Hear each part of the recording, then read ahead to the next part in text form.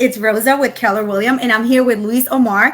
I'm so excited to invite Luis here because this guy is a man of many faces, right? I met him at an amazing event, and we were chatting, and he not only does hard lending, but he also does a bit of commercial here and there. But I wanted to bring him specifically to help people because I've been talking about investing in Airbnb out of state. So I want to be able to chat with you, Luis, so you can tell us a little bit about specifically how can people start investing in Airbnb, and you being the money guy, you're the first guy we need to talk to so that we can actually get money coming in. So I think there's a law with Fannie Mae. If you're going to live in the house 16 days out of the year, it falls under special financing, and you get pretty decent pricing on that. And I think that's what most people are doing to qualify for Airbnbs. I'm not sure if, and it's totally legit where you don't know, like if you decide to buy the property and you're going to Airbnb it, but it might take time for rehab, it might take time for this, time for that. So in essence, it could be a second home or investment home, and you don't have to disclose in the Airbnb. What I have seen though from some investors is that in certain smaller communities, the community is getting hip to it, and they're starting to lock it down where they're like, you have to get special permits and this and that. I have a friend of mine in particular that we were talking about that recently where, the small communities, remember, their Airbnbs are great and they're very lucrative. But because the small community is not built for like high traffic, it taxes their municipalities, right? And that becomes their issue. So, I mean, I know I'm going on the other side of the spectrum, but it's a great investment, don't get me wrong, but they're now that things is starting to be prolific, people or community is starting to catch on. They're starting to try to make it a little harder. They're just saying, all right, no more. Or if you've been there as an Airbnb, you can stay, but we can't have any once. Some places in the Poconos are you have to get special permits for that. So those are the things I'm hearing about. Right. I have a friend actually in Florida where she was doing Airbnb, and same thing. They made it really strict. So they actually fined her because she can be doing Airbnb. The neighbor said, hey, there's too many traffic coming in. So they did. She actually got fined and had to stop her Airbnb business out of the gate right away. So a big fine though? She did give her a fine just because she was kind of saying, I'm going to stop, and she continued. But one of the things that I'm realizing is that it's about getting educated. You got to first do the research. What neighborhood are you going to be going to? And it's can you actually make money out of that area? So let's say that someone already did the research. They're like, okay, you know what? I'm going to go to Florida. Let's say Orlando, right? It's really popular. Or even Pennsylvania, like you were saying. And they found the home, or even starting that process, they found the community. They are doing the numbers. They're looking at Airbnb. They're seeing that, hey, I can make a lot of money out of this. I can rent out this house for $200 a day. So there's already profit that they can see that. What are the first steps they need to do if, let's say, they don't own a home and they want to buy that, but they still want to buy a home where they're living currently? So let's say they live in New York, and let's say that they're going to invest in Florida, but still going to stay here, and they still want to take advantage of the FHA loan, so they can put 3.5% down when they're buying a home here. How can they do buying a home out of state? There's a lot of non-QM loans that are available that they require 20% down payment, but they don't check any personal finances. It's all based on what the rent would be projected on that property. So that whatever the rent projections on the property, as long as it's justified, then the property can, in essence, support it, and you would qualify. But with the rent projection, are you saying would they also look at the Airbnb, or it would be more for a rental that is long term? Both. If you're saying you're going to Airbnb it, then it might be a little more complicated on the appraisal part, but they can do projections because that's public record. Airbnb rates are, you Google it, you can see something competitive or something that's kind of looking like my house, with all the amenities. This is what it's going for, and you can project and also qualify the loan based on those projections. Got it. And so you're saying they have to do how much down payment again? 20%. 20. Is there any way, because I did hear people, they're doing 10, 15%. How can somebody go ahead and do a 10, 15% in an out of state? Going back to what I was telling you before, what people are saying is that it's going to be their second home, because if they live there for at least 16 days out of the year, they can consider it a second home. And that's a loophole where people are using that type of financing. So you're saying with 16 days out of the year, out of 365 days, all you have to do is live there for 16 days, and that's already considered your vacation home. Right. Vacation home, second home. Correct. Got it. Okay. Now, with regards to them getting pre-approved, right? So you're saying that if there's a rental projection, what paperwork do that person still have to submit to the bank? If we were doing a DSCR loan, the only paperwork you would need is the rental projections would be based on the appraiser. So like you can do some homework and you can submit that homework to the appraiser. But at the end of the day, he's going to do the actual research that the bank will then accept, right? Like we can say what we want, but we're not the authority. The appraiser is. So what you do is when you do an appraisal of the property, you can send over information. You can't tell an appraiser what it is. You can say, hey, this is kind of in the neighborhood. Take a look, consider it while you do your report. If you try to come out a little too aggressive, be like, oh, this is what it is, this is what it should be, that's not going to go. It's not going to happen. Their job is to give an impartial, and they can take your information and take it into consideration, but at no time does it become law. And when you're saying that you give it to the appraiser, are you talking about the rent, or are you talking specifically? Okay, so rent. Rent comparables. You can send projections on comparable properties in the area. You can, let's say you're buying a house that has a lot of what's called deferred maintenance, which nobody's done any work to in a while, but you have another property that's the same square footage but totally done up, right? Like really gut rehabbed, stainless steel, whatever. You can say, hey, this is what I'm going to do. So this is what I think we should be basing it on. Again, it's not guaranteed, but if the appraiser sees that, this area does, like, if that's the house that has like nobody's taken care of it in a long time, every other house in the area, they're safe to assume that you're not going to be if it's an investment, you're going to put money into it, right? And if you want to attract the right clientele, you're going to have to put the right type of money into your property. Got it. So let's just say that so is there a different way too, if the house now, let's say it's a property you're going to buy, but it needs a lot of work, and I know you're saying, hey, you can still give them projection, is there a different loan for that also, or how would that work? If you're buying a property that needs severe work, you can buy it under a fix and flip, which is basically a purchase with 10% down if you experience, and they'll give you the money for repairs. After you do the repair, you usually have a year and a half on those loans. After you do repairs, though, you have to do an exit loan, which refinances the property into a stabilized, they call 30-year self-liquidating loan. What that means is basically after 30 years, you paid it off.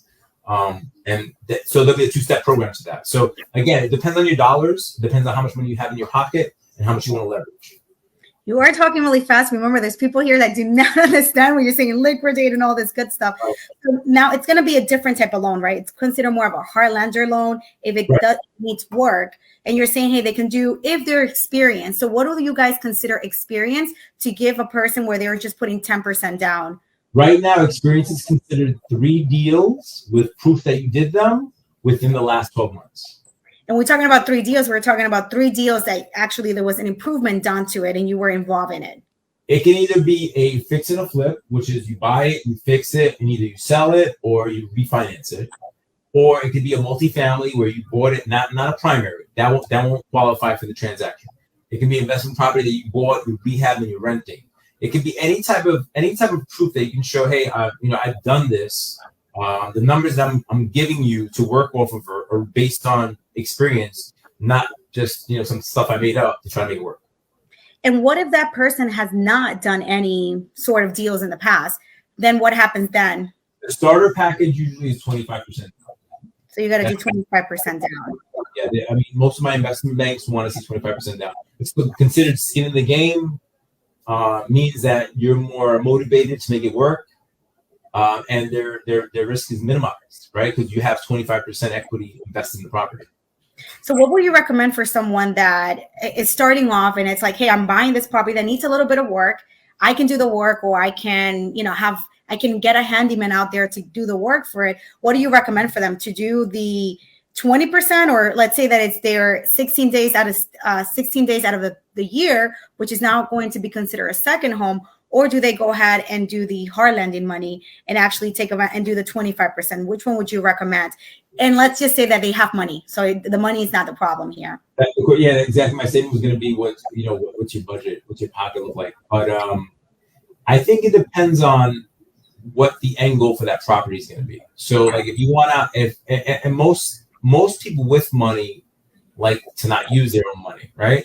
So they'll probably leverage out to the 16-a-day occupancy loan that I hear that most people are trying to do. 15% down, buy the property. Usually if a property needs work, what people tend to do is they'll let the appraiser go out there and they'll say, okay, so just if it doesn't pass inspection, if the bank doesn't accept it, what do I have to fix to make it pass inspection? So in the appraisal, it'll say, all right, I don't know, you got to fix that door, the sink, and the backyard, whatever, like the steps, right? So this is interesting. So what happens then is you get everything else cleared on the loan, and then you go do what's called a 1004D, which is a reinspection, right, of an appraisal to finish. But the part about the 1004D most people don't understand is the 1004D is basically those three things we told you to fix. They're just going to look at those three things. They're not going to see the rest of the house again. So if it's outside, just for argument's sake, they don't even have to come in the house. They'll be like, all right, you fix those steps. Okay, you fix that sink. Okay, you fix that in the backyard. You pass. And a lot of my astute investors have been doing things like that because they're like, I'll fix what I need to fix because I want to rip this thing apart anyway. So I'm not going to start fixing and all of a sudden they tell me I didn't fix it right. I'm not having that conversation. What do I need to get the financing? Let me do that. And then once I acquire the property and you own the property, then you can do it. Got it. Okay. So that's really interesting. So I can't, and have you done Airbnb or educated people with the Airbnb as well? Well, I do. Most of my business is commercial rental properties. So an Airbnb falls into it. But what happens is in the beginning, about 2 years ago, the banks weren't filling the short-term rentals. That's what they call it, short-term rentals. Right. But they saw that it wasn't just a fad and things were starting to really proliferate. So they changed their stance on it. And now they have different ways of metricing or different ways of measuring the income capacity of an Airbnb. Right. And the thing, too, with the Airbnb and long-term rental is like you just have to decide which one is more important to you. Do you want to be maintaining or at least have someone? Because you have to make sure that the bed is in order, right? When the new person's coming in, it needs to be clean. So you have to really decide how much investment you want to be. Right. You have to have management. Most of these Airbnbs, like the people that I'm speaking to, they're in California. I have some really sophisticated guys in Cobble Hill, Brooklyn. I mean, this guy, he makes about $40,000 a month. Airbnb in Brooklyn is bananas. He's in California now looking at other properties. I have other investors that they'll look for Great Wolf, those type of amusement parks for kids. They'll want to be right outside of that as an alternative to the expensive hotels that the lodges give. And so everybody has their own strategy, but it's really based upon your budget, right? So work within your budget to kind of you don't want to be stressed out if you don't rent it out for a week, right? You want to have a little bit of sanity too. Investments should be more logical and less emotional, but that's me saying that to anybody. But you get involved, you're like, oh, I need to work. Right, and also if you're doing like this guy doing out of state, it sounds like he probably did it well here in Brooklyn. I was like, all right, I made it work in Brooklyn. Now let me go to California and do the same thing versus going to a different state and you're not able to manage it because you got to really get a feel for what needs to be done. Now, with regards to fixing the property, the bank coming in, and let's just go to the hard lending and you're saying, hey, after a year and a half, you can go ahead and refinance. What happens then? Give me a little bit of how can a person go ahead and refinance? Again, we're talking to a consumer that does not know anything about buying and they're just looking to invest and say, hey, you know what? I want to do this Airbnb. I might want to go and move forward with a hard lending because I can't get really approved because the house needs a lot of work and no bank is going to approve no kitchen. The bathroom is not working. It has no heating system. So now they want to do a hard lending. What do they need to do again to do that 1 year, to actually turn the house to a regular loan for 30 years? Okay, so they've gotten the hard money loan, they've rehabbed the property, and what we call in the banking world, they've stabilized the property, right? So the property's stable, it looks like you can rent it out. So then what you have is another appraisal done, and the appraisal will then go into the market rents of the area. And based upon the market rents of the area, they will then give you a loan based on that. So remember, if you bought something that's rehabbed, it's definitely going to be below market. So you're going to have equity in the property. And so ARV, you know what that term means or no? Mm-hmm. I do, but let's explain for the people that do not. The ARV, the after repair value, is really the number everybody worries about, right? What's it worth now? It's 100. ARV 250. Okay, so that means when you fix it, this property should be worth 250. So that's the maximum that everybody kind of looks at. So let's say we bought the property for 100, whatever. We got $90,000 loan, put $35,000 into it. I'm making numbers up right now. So you owe 125. Your ARV is 250, for argument's sake. Then the bank will lend you up to 80% of that, which is 160, 170, 180. But we only need 130, 140 to refinance and pay off the existing loan, right? So you just take the loan out, or you can only go to 80%. You can cash out, or you can just rate in term, which means just pay off the existing mortgage or pull out more equity for your next deal. But they'll give you 80% of your ARV. So 200,000 would be off of 250, $200,000 would be the maximum loan amount they would give you. And that would be a 30-year self-liquidating loan. And what that means is that you don't have to refinance it. It's fixed for 30 years. And, if you hit the lottery tomorrow, you don't pay it off. You can do that. But most people don't do that.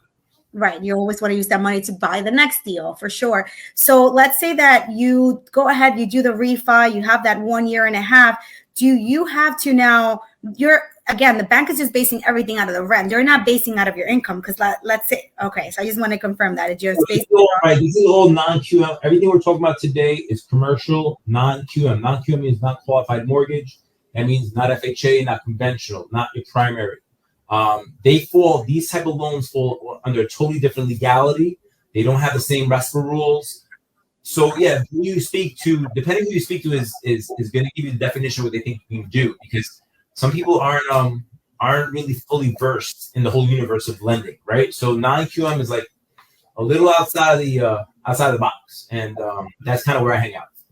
Got it. So that's good, right? That's why I brought you here, because I'm trying to have people see other options and just staying stuck with like the Chases and the smaller banks.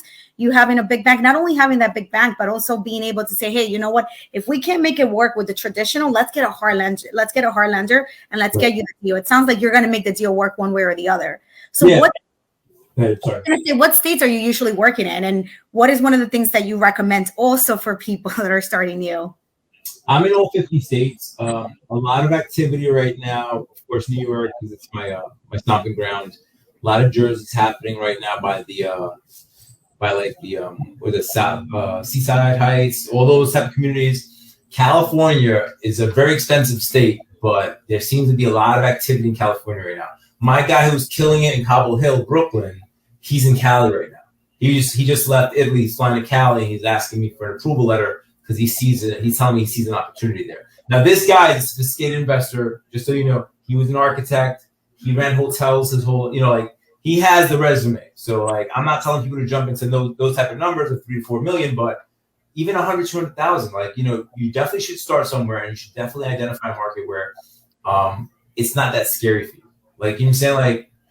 I think everybody wants to say, I want to buy this in Manhattan, but the numbers in Manhattan are pretty expensive. So maybe you go on the outskirts. A lot of people in Stamford, Connecticut now. Going back to anywhere there's near, I have two types of clients. One type of client, the higher net worth client, is looking at places with proximity to touristy places from people from Europe want to be around, right? But they have that niche experience, that very concierge thing. And then you have other people that are trying to take their families out, and instead of going to Disney and staying at the Disney resort, because the Disney resort costs a lot of money, they'd rather have something, a nice alternative. And so those are the two type of speculators I'm seeing a lot of right now. Right. And I like the fact that you're saying, hey, maybe don't go to Florida or go to Texas. Hey, go right to Connecticut, go to New Jersey, that if you need to take a drive because something's going on, you can go ahead and do it. And then you can find someone that's going to keep maintaining it, just like you guys did in Brooklyn, right? And it's all about the skin in the game, right? Who's out here saying, hey, let me go invest $2-3 million. Yeah, he's probably going to get an amazing profit because he did the research. It's all about doing the research. That's why I brought you here, so that people can understand, hey, this is the process, at least to start. I already brought people from Florida, people from Texas, to kind of go over what towns there are making a lot of money. Because, we're talking about 150, 200, 300 out there in those states versus in New York. We're talking about minimum of 600,000 to start off. And what are the prices you're getting in New Jersey and Connecticut that you think might be a good buy over there?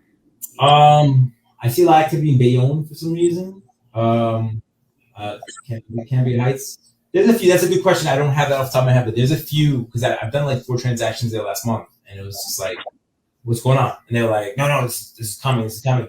Atlantic City. I don't know if you've been down there. Mm-hmm. The wasteland. one of my clients bought four houses for like $40,000. The only bad thing about that is that you don't know what you're buying.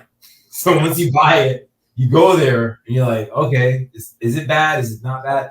So he actually did well. He bought four doors, and one was connected through a backyard to somebody else who needed it. So he ended up making his money like really quickly. He was excited. But of course, like he actually went to the Cesar Hernandez DJNB fix to flip things. Mm-hmm. And so when you go to those bigger like, I guess, seminars, it's very general, right? So they'll go to that, they'll take it, they'll try to input as much data as they can, sitting there, and then they'll come and somebody like me and have like a meeting on a Saturday. Yo, what did this mean? And what does that mean? And then you start putting the pieces together, and then all of a sudden now you're empowered, right? Like, so that's the thing. There's a lot of information out there, but I think that people, especially first timers, should definitely like align themselves with like a local professional, and just even if they're not going to do the deal right now, just understand it, because I think the more that you understand, the more engaged you are, and the more apt you are to see it through. Because it's usually when you don't understand, like, forget it, it's too hard. But once you kind of understand the nuances, and you're like, all right, it is possible. Then all of a sudden, these things start moving, like the universe starts attracting what you need. Absolutely. I do believe that, Luis Omar, because I keep mixing the name. But one of the things that I'm hearing from you is like, hey, why not do the research, right? Speak with you. It's not going to cost them any money to speak with you and at least get an idea of, hey, what can I do to get prepared? Maybe not get prepared now, but maybe for a year down the line. And I'm hearing even with 15% down, you can buy something. And what I like about you too is that you're going to make it work one way or another. If you want a house and you want to invest in Airbnb and that's what you're looking to do, you're going to make the deal work one way or the other, because you have a hard lender, you have regular financing as well that can help that person get their foot in the door. Yeah, I have a good network of lenders. But the one thing I will say is that I think I learned this in like 2008, going back to when I was newer in the game, was that I had this rep and he told me, he's like, look, man, your clients sometimes need coaching. And the way I'm coaching you, your clients need coaching too. So if you look at it like that as an investment, I think your attitude changes towards this business. And I think that's the difference between me and my group compared to others. Because sometimes you go to a Chase or whatever. I'm not hating on the big banks, but it's the truth. You go there and they're like, oh, you just don't qualify, and that's it. They don't tell you why. They don't tell you how. They don't say if you did this. They don't tell you that. They say you don't qualify. And the truth of the matter is that the person telling you that you don't qualify doesn't know why, because they sent your paperwork to somebody else and somebody else. There's too many layers. So, like I said, go to a local direct person so you can actually get the answers you need. If this is something serious you're doing, you think about seriously doing this, then you want to be around like the right teacher, right? Like I want to learn about geophysics. All right, well, you should get a teacher in that, right? Just using that as a parallelism. Absolutely. And what I like too is that from hearing you is that you already have dealt with people that have done the Airbnb, right? So you know the connections, you know what it's needed. And it's like, hey, you know what? I might have a person, I do that a lot, where I partner people together. I love to call myself like a connector. So it's like, hey, you're looking to buy, let's say in New Jersey, hey, I have the perfect guy for you. Let me connect you guys together and see what you guys can do together. So that's what I love the most, is connecting people together, which I see you can do that. And also explaining to them, hey, why did you not get approved? Hey, this is the paperwork we need to get from you so that we can get you approved. And it might take 3 months, 6 months. We're not looking for something to be done tomorrow, but at least get your foot in the door and get started. It's the number one thing, right? I think that has a lot to do with my first attempt at buying a house in 2005. I know I'm going way back. In 2005, I had 2 other businesses, and my wife was pregnant, and I went to North Fork Bank, which is not in business anymore, so I don't care about talking about them. They were bought out by Capital One. And I had been banking there as a business person. I was like, hey, I got $50,000, I have a 705 FICO, whatever, I want to buy a house. And they sat me down again. I'm like 24, 25. I'm sitting down, and she sits down, she goes to her desk, she pulls out this book, and she asked me, like, she's flipping pages, asking questions. So as I answered questions, she just flipped the paper. And I answered all the questions, and she closed the book, and she's like, I'm sorry, I don't qualify. And that was it.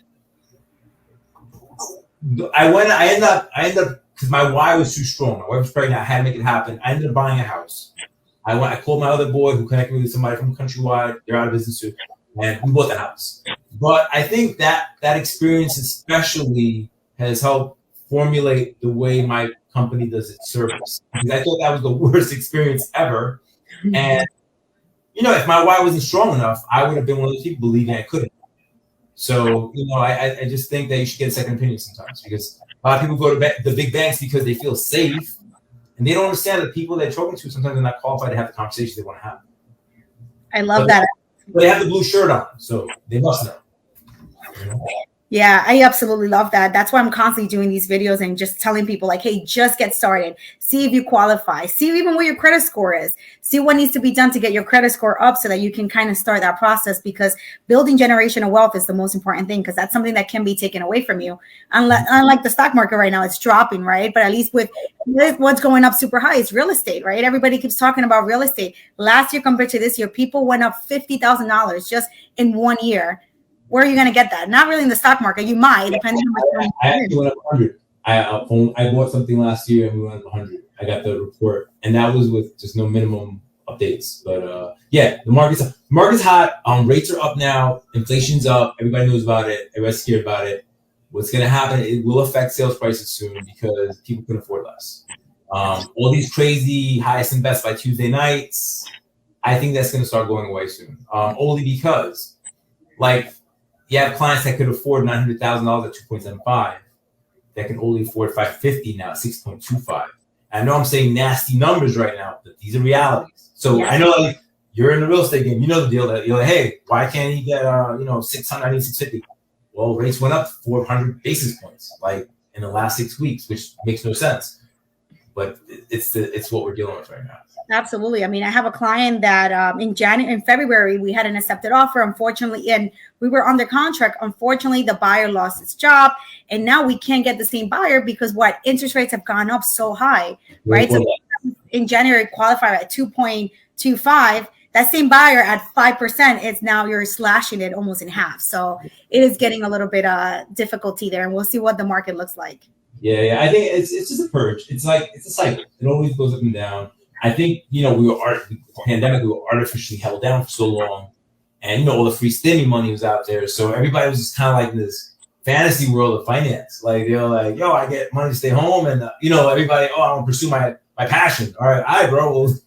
Well, now what? The stimmy money's dried up. What are you doing with it?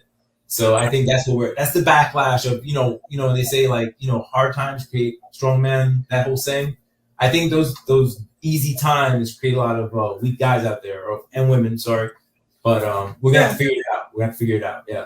It is true. And one of the things is rent's still going up. So I'm telling people, they're like, I don't want to buy. I'm like, if you could buy a house and you have the income to buy a house, why not buy a house? Because rent is still going up. I don't see rent going down any minute. If anything, it just went up compared to last year. So I still would say it's still a good time. If you can qualify for anything, get inside of anything. Because even with my house, I bought it 4 years ago, and it's gone up so much high since then. And I'm paying almost $600 in rent, which is crazy, right? Where are you going to get it? To own. Right, to own. Correct. You should have this big sign called appreciation. They should put it when you're talking to somebody. Why should I buy? Appreciation. That's a word. The word is that the asset, which is the building, goes up in value. If you don't want it next year or 5 years from now and you want to sell it, you make money. It's as if you're going to the bank, you're making 1% right now on your money, if that. Right. This money is definitely, even if you broke even, think about it that way. It's a way of saving money. That's what I try to explain to my clients too. I'm like, look, if you have all this cash, it's doing nothing for you, buy something, you need a place to live anyway, right? So here you are, you're living here, you pay your utilities, whatever, you pay a mortgage, say, yo, this is not for me. I'm going back to my country, whatever country that is. And you sell it in 5 years and you make $200,000, $300,000. In 10 years, you double, triple your money. You didn't lose. You know what I'm saying? But sometimes you have to have that conversation of big economics for them to understand it, because most people, again, the pandemic was scary, and a lot of people were in fear, and you can't discount that, right? A lot of people lost their jobs, a lot of people passed away, but you got to understand, you got to change your mindset. If you don't change that paradigm of thinking, it's never going to happen for you. And it's not for us, per se. It's for the guys behind us, the kids that we leave behind. Like, and hopefully they keep passing the baton forward and keep moving forward. But yeah, that conversation, it will either go well or not well. It doesn't matter. I think it should be had anyway. Absolutely. Well, Omar, you were great. I really do appreciate you. I actually wanted you to stick around because I'm going to end it here on Facebook and go to Instagram because I have people like, wait, I want you to do Instagram. So we'll do like an Instagram for like 10, 15 minutes. And I thank you so much for this information, very valuable information, and also inspiring people like, hey, you got to make a move one way or the other. Take advantage. Why have money sitting in your bank account, especially if the government was giving you money and you were staying home and you weren't spending money in, going out and drinks or whatever. Yeah, stay home. I mean, I don't want putting names out there. I have a lot of clients. A lot of guys bought houses this year. I'm just saying, a lot of guys bought houses. State no income loans, they bought their houses. I was like, okay, got you. Right. And it's an opportunity right now. There's some new programs, like you just said, the no income statement, right? Is that what you called it? Verification, stated. So tell us a little bit about that. 20%, they don't look at your income, you're good. 20% down, no income, appraisal, title, credit, close. That's awesome. A lot of cab drivers that I know, a lot of even real estate agents that have all this money saved. Listen, take advantage. You took advantage of the PPL loan. You took advantage of unemployment. You have extra cash. Utilize it. Do something with it. Yeah, absolutely. Well, I'll get them a loan for you. How can people get a hold of you? How can people get a hold of you here? I think the best, you got Instagram, Ask Louis Omar. But Ask Louis Omar, I have a website, LinkedIn, Facebook, everything, Ask Louis Omar, because everybody's always asking me questions. So I made that the main site, or lfigueroa@hrnco.com. I don't know if I can point it. That's my company.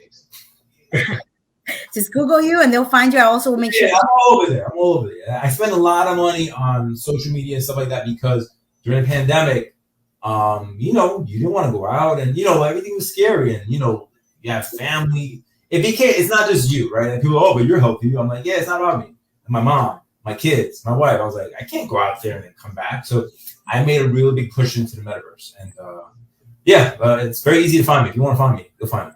Yep. And I will also make sure to put your contact information here in the Facebook group. And also this is going to go on YouTube. So I'll make sure you put it there as well. Again,